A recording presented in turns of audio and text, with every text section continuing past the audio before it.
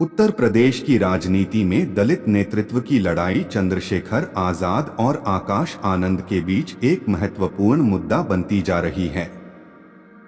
ये दोनों नेता अपने अपने तरीकों से दलित समुदाय के हितों के लिए लड़ रहे हैं, लेकिन उनकी रणनीतियां और दृष्टिकोण अलग अलग हैं।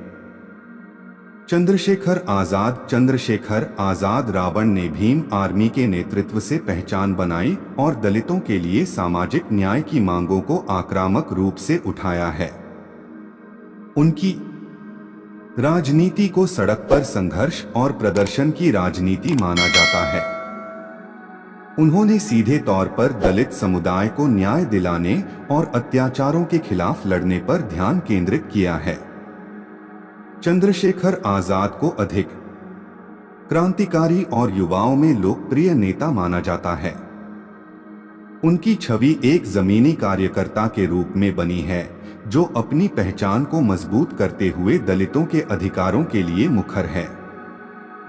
आकाश आनंद बहुजन समाज पार्टी बसपा की प्रमुख मायावती के भतीजे हैं और बसपा के भविष्य के नेता माने जा रहे हैं।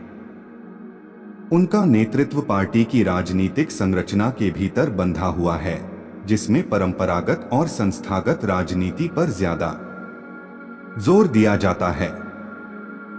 आकाश की छवि एक नए चेहरे के रूप में उभर रही है, जो शिक्षित और सौम्य नेता के रूप में खुद को प्रस्तुत कर रहे हैं। उनकी राजनीति चंद्रशेखर से अधिक संयमित है और वे सीधे तौर पर किसी भी उग्र संघर्ष से दूर रहते हैं। बसपा की राजनीतिक धारा में दलितों के साथ साथ अन्य पिछड़े वर्गों को जोड़ने का प्रयास भी शामिल है, जो आकाश के नेतृत्व में आगे बढ़ता दिख रहा है।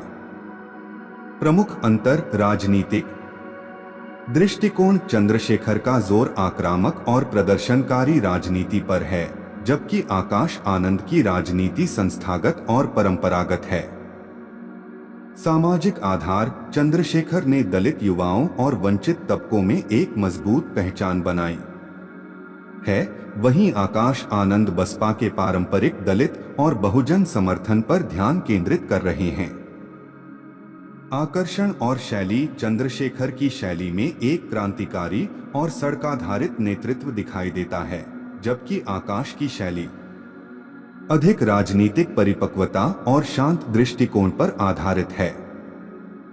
निष्कर्ष दलित नेतृत्व के इस संघर्ष में चंद्रशेखर और आकाश आनंद दोनों के अपने अपने महत्व और सीमाएं हैं।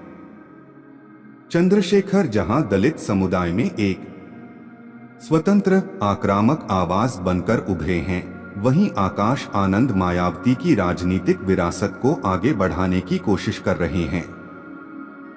यह देखना दिलचस्प होगा कि आने वाले समय में उत्तर प्रदेश की दलित राजनीति में कौन सा नेतृत्व ज्यादा प्रभावशाली साबित होता है।